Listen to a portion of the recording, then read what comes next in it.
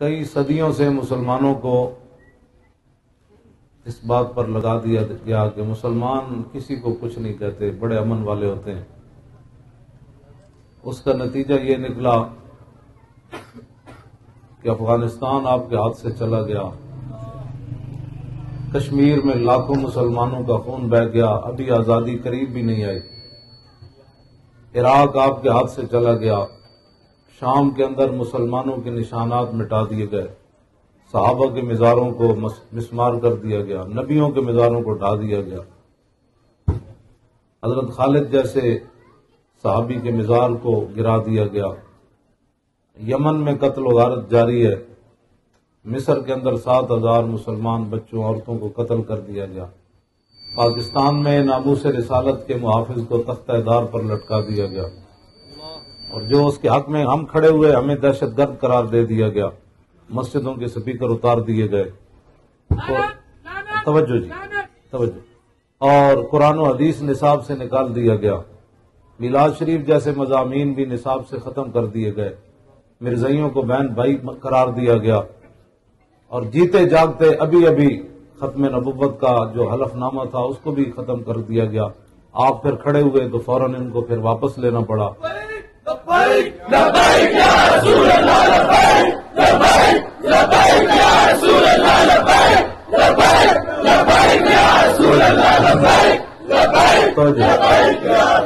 ہم کوئی ذاتی ایجنڈا آپ کے پاس کوئی ایک بندہ بھی گفتگو 7 سال کے اندر ایک جملہ بھی نہیں دکھا سکتا کہ میں نے اپنا کوئی ذاتی درد بیان کیا ہو۔ میں تو پیر مکی کا خطیب تھا، اور میں نے تو آج تک وہ بھی شکایت نہیں کی کہ میں جمعہ پڑھانے کے لیے گیا تو انہوں نے کہا کہ آپ حضور کی عزت پر بات نہیں کر سکتے۔ سرکاری بندے آئے ہوئے تھے محکمہ اوقاف کے، یہ جو وزیر ہے بلال یاسین، اس نے ان کو کہا کہ مولوی کو جا کر کہو کہ ہماری حکومت کے خلاف یہ نہ بولا کرے، اور میں ان کا چمچہ ہوں تو میری مسجد میں یہ ایسی باتیں کرتا ہے، اس کو کہو کہ آج کے بعد یہ ناموس رسالت پر بات نہیں کرے گا۔ تو جب مجھے سرکاری بندوں نے کہا تو میں نے اسی وقت اپنی چادر کاندھے پر رکھی، میں نے کہا یہ اپنا آپ سنبھالے، میں ایسی مولویت نہیں کر سکتا، اور مجھے ایسی نوکری نہیں توجہ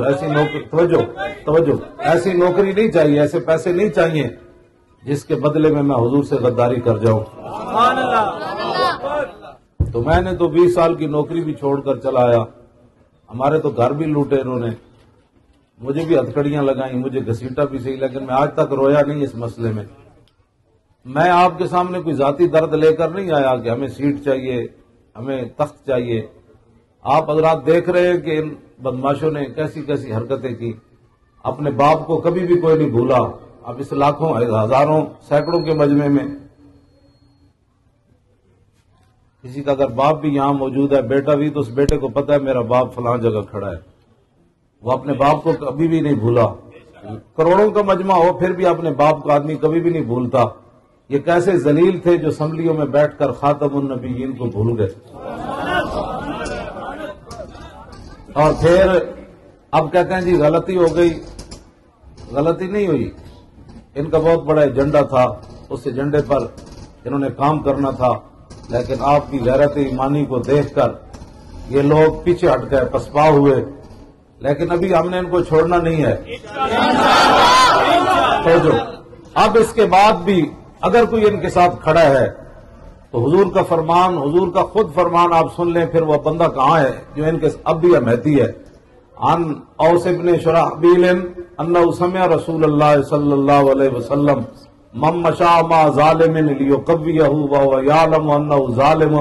فقد خرج من الاسلام۔ حضرت اوس بن شرحبیل کہتے ہیں کہ میں نے رسول اللہ کو فرماتے ہوئے سنا، حضور نے فرمایا جیڑا بندہ ظالم نال چلیا